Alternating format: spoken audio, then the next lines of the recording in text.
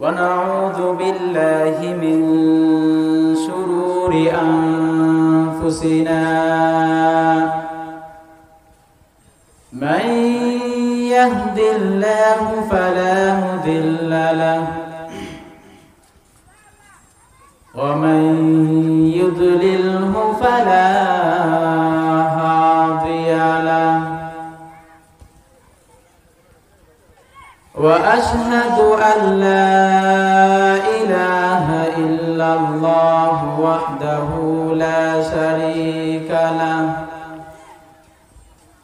وأشهد أن سيدنا مولانا محمدا عبده ورسوله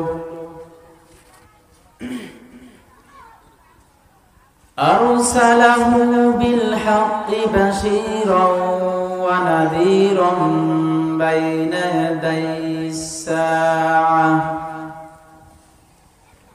من يطع الله ورسوله فقد رشد ومن يعصهما فإنه لا يضر إلا نفسه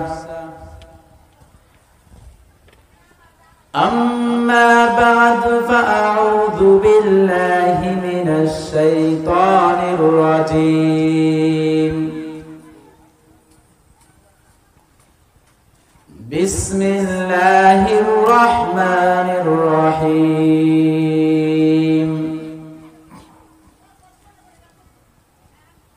وما أرسلناك إلا رحمة للعالمين أستغفر الله الذي لا إله إلا هو الحي القيوم قال النبي صلى الله عليه وسلم بلغوا عني ولو آية أستغفر الله الذي لا إله إلا هو الحي القيوم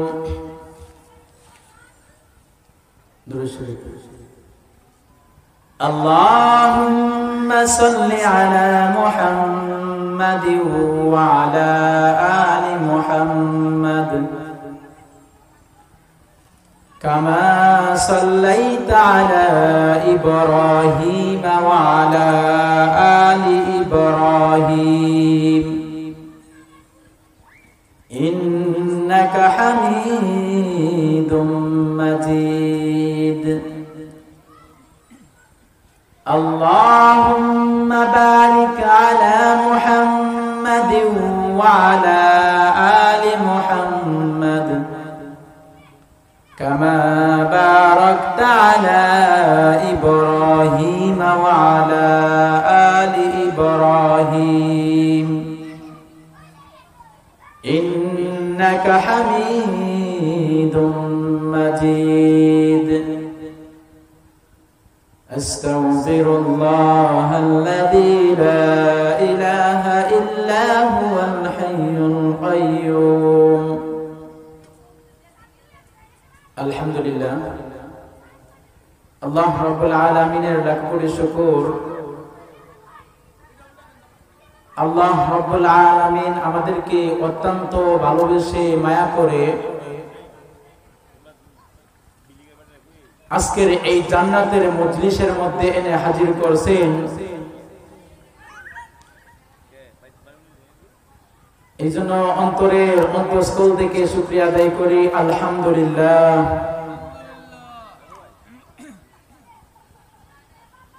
আমাদের মতন অনেক ভাই আছে যাদের ইচ্ছা ছিল যে আজকে যে জান্নাতি মজলিসটা হইতেছে এই জান্নাতি মজলিসের মধ্যে এসে হাজির হবে, কিন্তু সে আসতে পারে নাই। আল্লাহ রাব্বুল আলামিন তার উপর রহমত করে না দেখাই সে আসতে পারে নাই। আল্লাহ যাদেরকে ভালোবাসেন তাদেরকে আল্লাহ রাব্বুল আলামিন এই জান্নাতের মজলিসের মধ্যে আনছেন। আমাদের মতন অনেক ভাই আছে দোকানের মধ্যে ঘোরাফেরা করতেছে, বাহিরে হাঁটাচলা করতেছে। আসলে তাদের ইচ্ছা ছিল যে জান্নাতের মজলিসের মধ্যে সে বসবে। আসলে একটা মানুষ ইচ্ছা করলে সে গুনাহ থেকে বাঁচতে পারে না আল্লাহ রাব্বুল আলামিনের হুকুম ব্যতীত।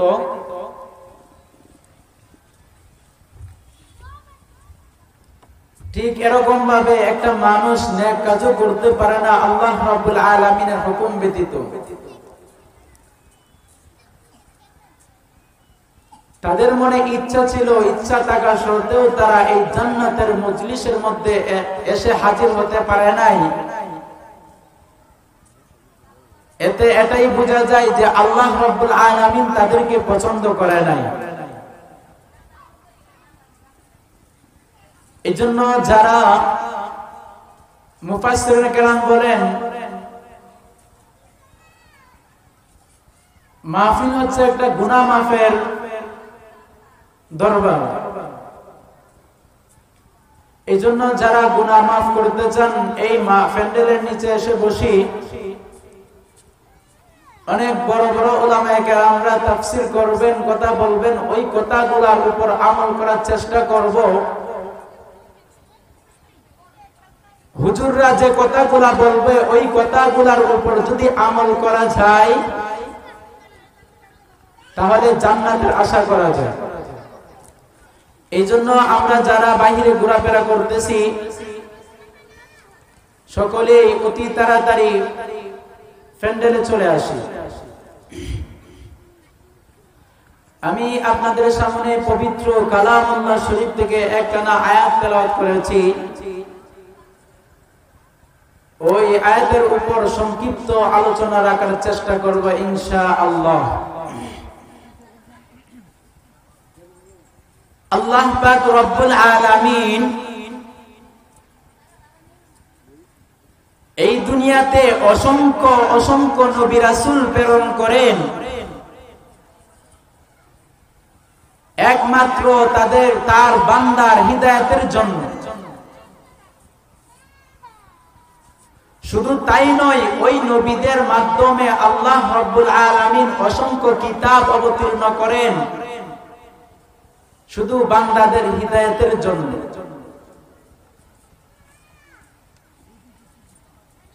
এরকম ভাবে আমাদের মাঝে পাঠাইছেন আমাদের দয়াল নবী, মায়ার নবী রাহমাতুল লিল আলামিনকে। এই জন্য আল্লাহ রাব্বুল আলামিন পবিত্র কালামুল্লাহ শরীফে ডাক দেয়া বলেন, ওয়ামা আরসালনাকা ইল্লা রাহমাতাল লিল আলামিন। হে মুহাম্মদ, আমি আপনাকে গোটা জগতের জন্য রহমত হিসেবে প্রেরণ করেছি। হে নবী মুহাম্মদ, তুমি জেনে নাও আমি তোমাকে গোটা জগতের জন্য রহমত হিসেবে প্রেরণ করেছি। এই আয়াতের ব্যাখ্যায় ইমাম তবানি তাফসিরে তবানি 18 নম্বর খণ্ড 552 নম্বর পৃষ্ঠায় বলেন, আমাদের নবী গোটা জগতের জন্য রহমত। আমাদের নবী মুমিনদের জন্য রহমত, আবার কাফেরদের জন্য রহমত। ইমাম তবানি বলেন, আমার নবী মুমিনদের জন্য রহমত হলো এরকম ভাবে আল্লাহ রাব্বুল আলামিনের পক্ষ থেকে এই রাসূল যা কিছু নিয়ে এসেছে ওইগুলা যদি আমল করা যায়, ওইগুলার উপর যদি ভালোভাবে আমল করা যায়, ওই বান্দাটা যখন মারা যাবে, মারা যাওয়ার সাথে সাথে আল্লাহ রাব্বুল আলামিনের জান্নাতের মেহমান বানায়া দিবেন। সুবহানাল্লাহ। এটা তো বুঝে আসলো রহমত মুমিনদের জন্য, আমার নবী রহমত। কিন্তু আমার নবী কাফেরদের জন্য রহমত কিভাবে, প্রশ্ন আসেনি? আমার নবী কাফেরদের জন্য রহমত হলো এরকম ভাবে, আমার নবীর পূর্বে যত নবী রাসূল এসেছে তার উম্মতটা তাদেরকে না মানার কারণে আল্লাহ রাব্বুল আলামিন তাদেরকে নগদ আযাব দিয়ে ধ্বংস করে দিয়েছে। আর আমার নবীর উম্মতরা আজ পর্যন্ত ওই বেঈমানরা জানে না যে আমার নবীর মাধ্যমে আমার রাসূলের কারণে আজ পর্যন্ত ভারতের বেঈমানরা পর্যন্ত রহমত পাইতেছে, ঠিক না বেঠিক? এই নবীকে সাহাবায়ে কেরাম কেমন ভালোবাসতো,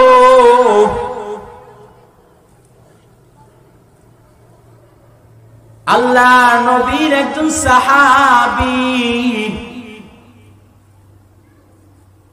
হযরতে খাব্বাব রাদিয়াল্লাহু তাআলা আনহু নবীকে কেমন ভালোবাসতেন। এর নারায়ণগঞ্জের মানুষ, দিলটাকে লাগায় দাও, দিলটাকে লাগায় দাও। ওই সাহাবায়ে কেরাম আমার নবীকে কেমন ভালোবাসতো। কাফেররা যখন খাব্বাব রাদিয়াল্লাহু তাআলা আনহুকে ডাক দেয়া কয়, আরে খাব্বাব, তুমি কি তোমার রাসূলকে গালি দিতে পারবা? তুমি কি তোমার রাসূলকে গালি দিতে পারবা? আল্লাহর নবী সাহাবী হযরত খাব্বাব রাদিয়াল্লাহু তাআলা আনহু কাফেরদেরকে ডাক দেয়া কয়, আরে কাফের দল, আমার এই দেহের মধ্যে যতদিন প্রাণ আছে আমি আমার রাসূলকে গালি দিতে পারবো না, কারণ আমার রাসূল এমন একজন রাসূল, আমার রাসূলকে আমি কখনো গালি দিতে পারবো না। কাফেররা ডাক দেয়া করে, খাব্বাব,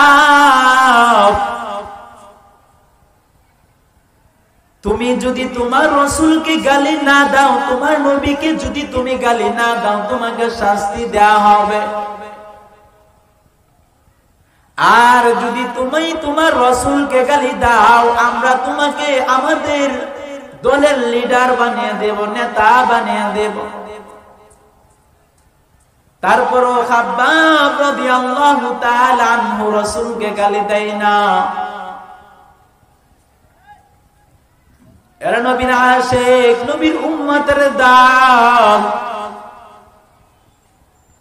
সাহাবায়ে কেরাম নবীকে কেমন ভালোবাসতেন একটু গভীর ভাবে চিন্তা করো, দিলটাকে লাগায় দাও। হযরতে খাব্বাব রাদিয়াল্লাহু তাআলা আনহু গালি না দেওয়ার কারণে ওই কাফেররা একসাথে তারা জমা হয়ে গেছে, একসাথে জমা হয়ে গেছে। খাব্বাবকে শাস্তি দিতে হবে, খাব্বাব কেন রাসূলকে গালি দেয় নাই। তারা সকলেই একটা পরামর্শ করলো, খাব্বাবকে কি শাস্তি দেওয়া যায়। অনেকে বলতেছে তাকে তীর দিয়ে হত্যা করে ফেলি, অনেকে অনেক মত পোষণ করতেছে, অনেকে অনেক মত পোষণ করতেছে। তারপর সিদ্ধান্ত হলো হযরত খাব্বাব রাদিয়াল্লাহু তাআলা আনহুকে শুনে জড়ানো হবে। এর নবীর উম্মতের দল, ওই নবীকে গালি না দেওয়ার কারণে তারা খাব্বাব রাদিয়াল্লাহু তাআলা আনহুকে শুলে চড়ায় দেওয়ার জন্য রওনা হইতেছে।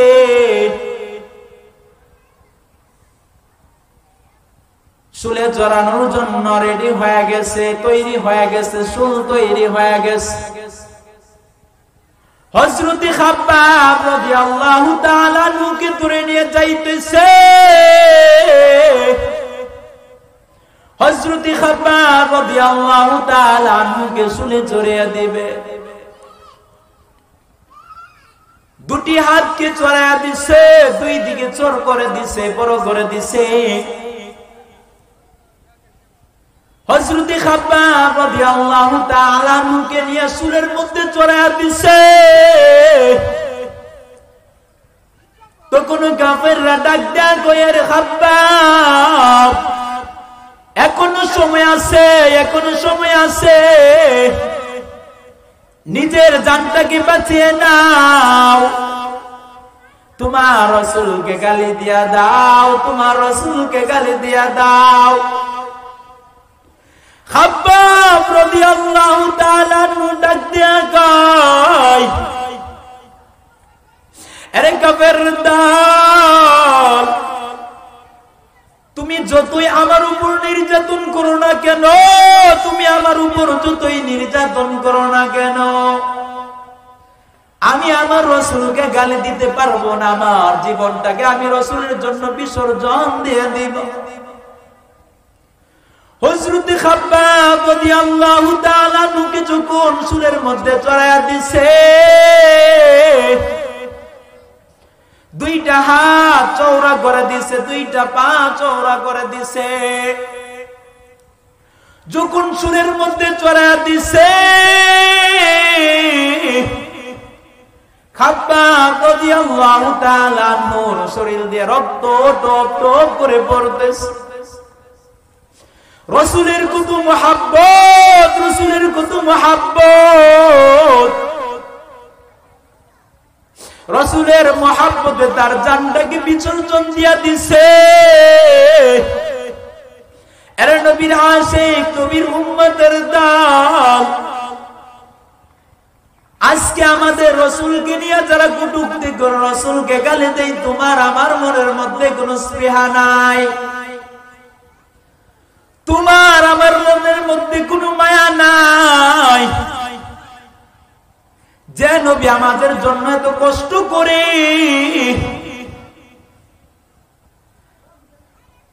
আল্লাহ রাসূলের যখন ওফাত হয়ে যায়, ওফাতের সময় হয়ে যায়, আল্লাহ রাসূলের মৃত্যুর সময় আল্লাহ রাসূল আমাদেরকে বলে নাই, ওই নবীকে আজকে কাফের দল গালি দিতেছে, কাফের বেঈমানরা আমার নবীকে কষ্ট দেয়, আমার নবীকে কষ্ট দেয়, আমার রাসূলকে কষ্ট দিতেছে, আমার রাসূলকে নিয়ে গালি দিতেছে। এরা নবীর আশিক, নবীর উম্মতের দল, ওই নবীকে গালি দিতেছে, তোমাদের অন্তরের মধ্যে কি মায়া হয় না? যে নবী মৃত্যুর সময় আমাদের কথা বলে নাই, উম্মতের চিন্তা করেছে আমার উম্মতের কি অবস্থা হবে। আল্লাহ রাব্বুল আলামিন হযরত জিবরাইল আলাইহিস সালাম, আজরাইল আলাইহিস সালামকে রাসূলের কাছে পাঠায়। হযরত জিবরাইল আলাইহিস সালাম রাসূলের দরজার মধ্যে গিয়ে নক করে,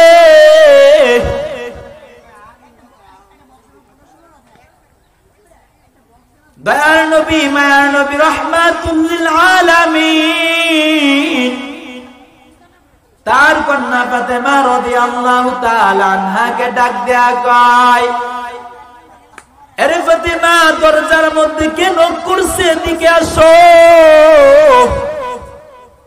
দরজার মধ্যে কে যেন আসছে, দেখে আসো, দেখে আসো। ফাতেমা রাদিয়াল্লাহু তাআলা আনহা গিয়া দরজাটা খুলে, দরজাটা খুলে দেখে এমন একজন বিশাল শরীরের অধিকারী, ফাতেমা রাদিয়াল্লাহু তাআলা আনহা আর কখনো দেখে নাই। তার আব্বাজানকে ডাক দেয়া করে, আব্বাজান, আপনার কামরার মধ্যে, আপনার ঘরের মধ্যে আমি যত মানুষ এসেছে আমি ফাতেমা মনে রেখেছি, কে কোন সময় আসছে চেহারাটা আমার মনে আছে। কিন্তু আজকে এমন একজন বিশাল শরীরের অধিকারী আসছে যাকে আমি ফাতেমা কখনো দেখি নাই, যাকে আমি ফাতেমা কখনো দেখি নাই। রসুলের আর পূজার বাকি নাই, রসুলের আর পূজার বাকি নাই।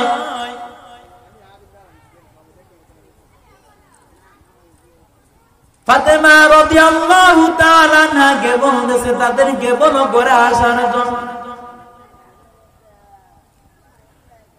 ঘরে আসে সালাম দেয়, ইয়া রাসূলুল্লাহ, ইয়া হাবিবাল্লাহ,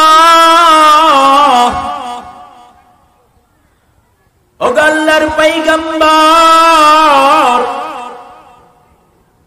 আপনার দোস্ত আমাদেরকে পাঠাইছে, আপনার দোস্ত আমাদেরকে পাঠাইছে,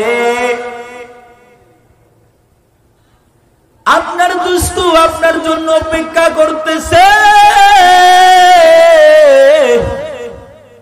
আপনার মুলাকাতের জন্য আপনার দোস্ত অপেক্ষা করতেছে। ও আল্লাহর পয়গম্বর, আল্লাহ আবার এটাও বলে দিয়েছে, যদি আপনার দুনিয়াতে থাকার ইচ্ছা হয় দুনিয়াতে থাকতে পারবেন, আর যদি আপনি চলে যাইতে চান চলে যাইতে পারবেন। রাসূল কারীম সাল্লাল্লাহু আলাইহি ওয়াসাল্লাম হযরত জিবরাইল আলাইহিস সালামকে ডাক দেয়া কয়, আরে জিবরাইল, বলো আমার বন্ধুর কি বাপ দেখেছো, আমার বন্ধু কি বলে, আমার বন্ধুর হাব বাপ কি দেখেছো? জিবরাইল আলাইহিস সালাম ডাক দেয়া কয়, আল্লাহর পয়গম্বর, আমি তো দেখলাম আপনার দোস্ত আপনার জন্য অপেক্ষা করতেছে, আপনার দোস্ত আপনার জন্য অপেক্ষা করতেছে। রাসূল তখন ডাক দেয়া কয়, তাহলে তো আমার অপেক্ষা করার সময় নাই, যেহেতু আমার আল্লাহ আমার জন্য অপেক্ষা করতেছে, যেহেতু আমার আল্লাহ আমার জন্য অপেক্ষা করতেছে। আল্লাহর রাসূল আজরাইল আলাইহিস সালামকে ডাক দেয়া বলে, এ আজরাইল, তুমি আমাকে নিয়ে যাও, আমার বন্ধুর কাছে নিয়ে যাও। আজরাইল আলাইহিস সালাম রাসূলকে বলতেছে। রাসূল এই কথাটা বলার পর আজরাইল আলাইহিস সালাম রাসূলের বুকের মধ্যে হাত।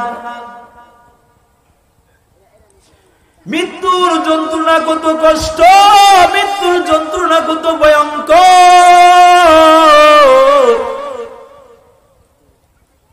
রাসূলকে আজরাইল আলাইহিস সালাম ডাক দেয়া কয়, আল্লাহর পয়গম্বর, বলেন কেমন কষ্ট হয়, কেমন কষ্ট হয়। দয়ার নবী, মায়ার নবী, রাহমাতুল লিল আলামিন, মৃত্যুর যন্ত্রণা এত কষ্ট, মৃত্যুর যন্ত্রণা এত কষ্ট। আল্লাহর রাসূল হযরত মুহাম্মদুর রাসূলুল্লাহ সাল্লাল্লাহু আলাইহি ওয়াসাল্লাম আম্মা জান আয়েশা রাদিয়াল্লাহু তাআলা আনহাকে বলে, রে আয়েশা, একটা পাত্রের মধ্যে পানি নিয়ে আসো। আম্মা জান আয়েশা রাদিয়াল্লাহু তাআলা আনহা একটা পাত্রের মধ্যে পানি নিয়ে আসে। এর নবীর আশিক, নবীর উম্মতের দাও, দিলটাকে লাগায় দাও, দিলটাকে আগে লাগায় দাও। রাসূল আমার ওই পাত্রের মধ্যে পানিটাকে হাত দেয়, হাত দিয়া নিজের শরীরের মধ্যে মুছতে থাকে। মৃত্যুর যন্ত্রণা কত ভয়ঙ্কর, কেমন নবী পাইছি, তুমি আমি কেমন নবী পাইলাম। ওই যখন আজরাইল আলাইহিস সালাম আমার নবীদের জানটাকে কবজ করে, তখন আমার নবী বলতেছে মৃত্যুর যন্ত্রণা এত কষ্ট, না জানি আমার এতিম উম্মতদের সাথে কিরকম আচরণ করা হবে, না জানি আমার উম্মতের কতই না কষ্ট হবে। এর নবীর আশিক, নবীর উম্মতের দল ওই মৃত্যুর সময় এমন একটা ভয়ঙ্কর সময়, ওই সময় নবী আমাদেরকে বলে নাই, নবী আমাদের জন্য চিন্তা করে।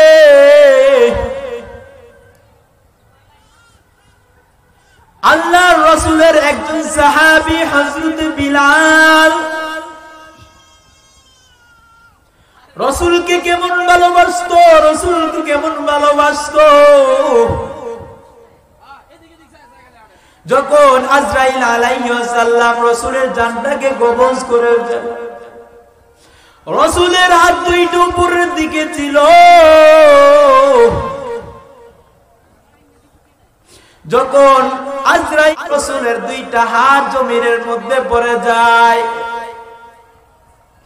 হযরত ফাতিমা রাদিয়াল্লাহু তাআলা আনহা চিৎকার মেরে কান্না শুরু করে দেয়, আমার বাবা দুনিয়াতে নাই, আমার বাবা দুনিয়াতে নাই। নবীজি মৃত্যুর সংবাদ গোটা মক্কার মধ্যে ছড়ায় গেছে, মদিনার মধ্যে ছড়ায় গেছে। নবীর মৃত্যুতে সবাই কান্না করে, গাছপালা নদী নালা সবাই কান্না করে। ওই মদিনার মধ্যে কান্না রুল পড়ে গেছে, কান্না রুল পড়ে গেছে।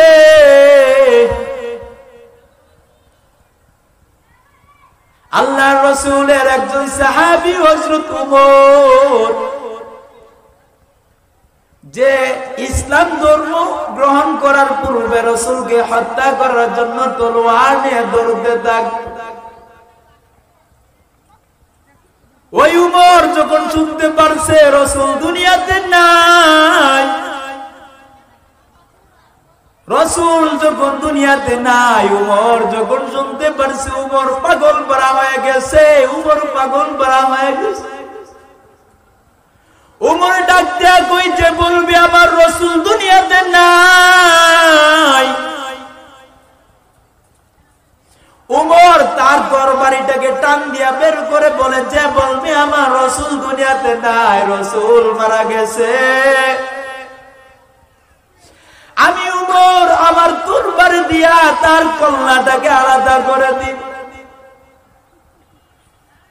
যে উমর রাসূলকে মারার জন্য পাগল পারা হয়ে গেছিল, আজকে ওই উমর রাসূলের মৃত্যুতে সে পাগল পারা হয়ে গেছে, রাসূলের মৃত্যুতে সে পাগল পারা হয়ে গেছে। আল্লাহর রাসূলের একজন সাহাবী হযরত বিলাল রাদিয়াল্লাহু তাআলা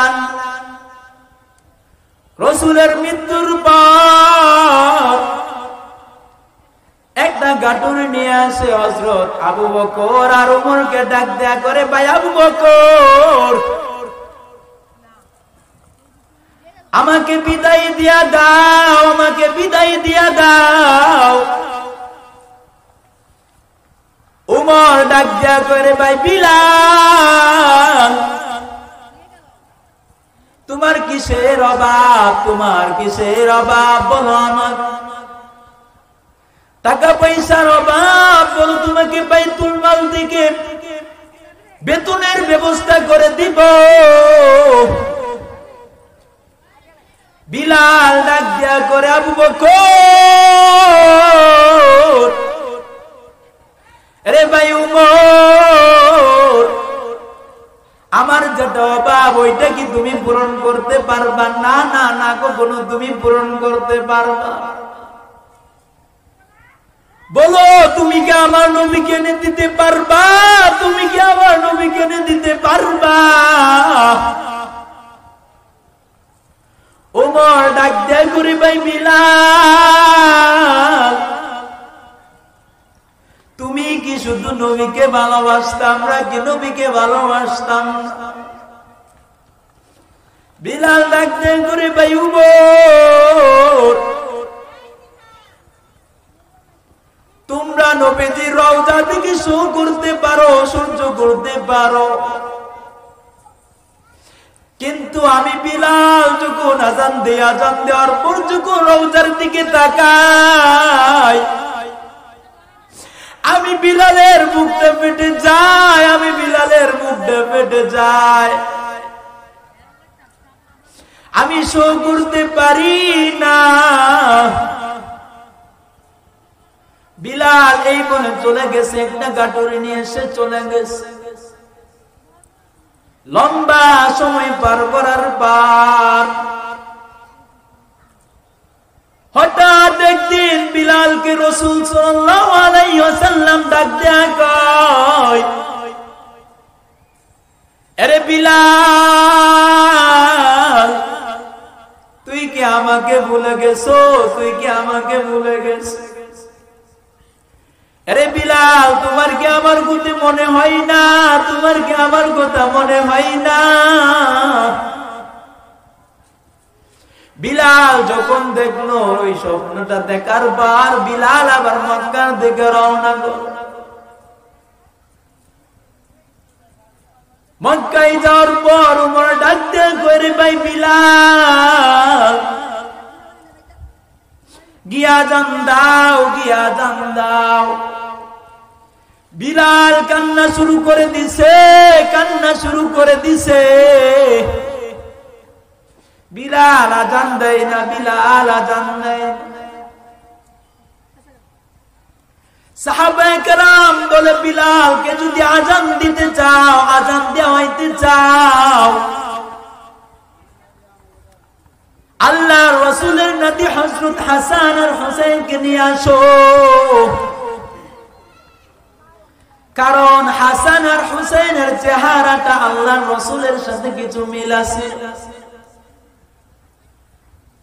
হযরত সাহাবায়ে কেরাম ফাতেমা রাদিয়াল্লাহু তাআলা আনহার বুকের মধ্যে যায়, গিয়ে হাসান আর হুসাইনকে নিয়ে আসে।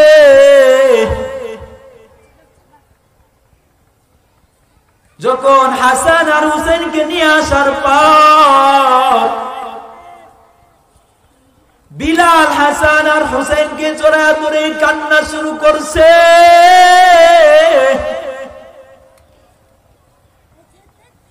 হাসান ডাক দেয়া করে, নানার মুয়াজ্জিন, যাও, তুমি কি আজান দাও, তুমি কি আজান দাও। হযরত বিলাল আজান দেওয়ার জন্য মিনারে উঠছে।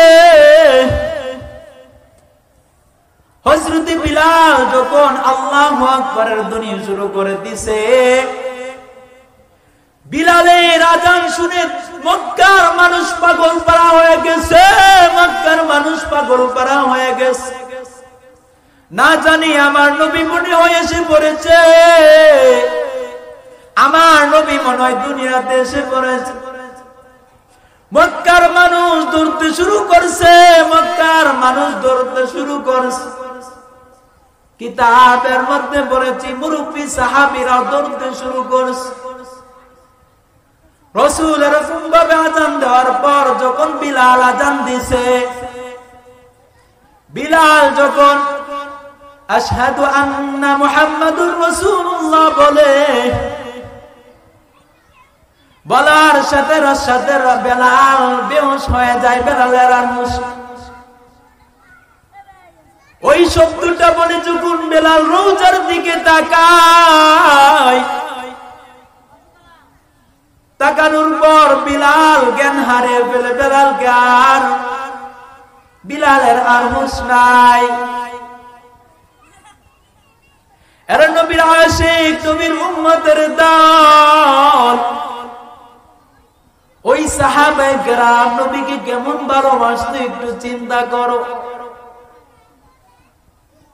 এই জন্য আল্লাহ বলেন, ওমা আরসালনাকা ইল্লা রাহমাতাল লিল আলামিন। আমি নবীকে গোটা জগতের জন্য রহমত হিসেবে প্রেরণ করেছি। এরা নবীর আশিক, নবীর উম্মতের দল।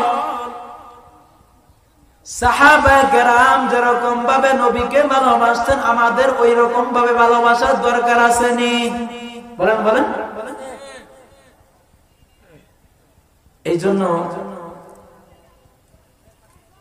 নবীর ভালোবাসা আমাদের ভিতরে জাগিয়ে তুলতে হবে। যে নবী আমাদের জন্য চিন্তা করছে, নবী আমাদেরকে নিয়েই পেরেশানি। মৃত্যুর সময় আমাদেরকে নবী বলে নাই, ওই নবীকে ভোলা যাবে? ওই নবীকে যারা গালি দিতেছে তাদের বিরুদ্ধে এসকাম নিতে হবে না? তাদেরকে পাল্টা জবাব দিতে হবে। তাহলে আমরা বুঝতে পারবো নবীকে কে কতটুকু ভালোবাসে, ঠিক না বেঠিক? এজন্য আল্লাহ রাব্বুল আলামিন আমাদেরকে আমাদের নবীকে ভালোবাসার তৌফিক দান করুক। আজানের সময় হয়ে গেছে, সকলেই ওযু করে নামাজের জন্য তৈরি হয়ে নেই। নামাজের পরে ধারাবাহিকভাবে উলামায়ে কেরাম আলোচনা করবে। সকলেই ধৈর্য সহকারে আলোচনা শোনার চেষ্টা করব। আমা আলাইনা ইল্লাল বালাগ।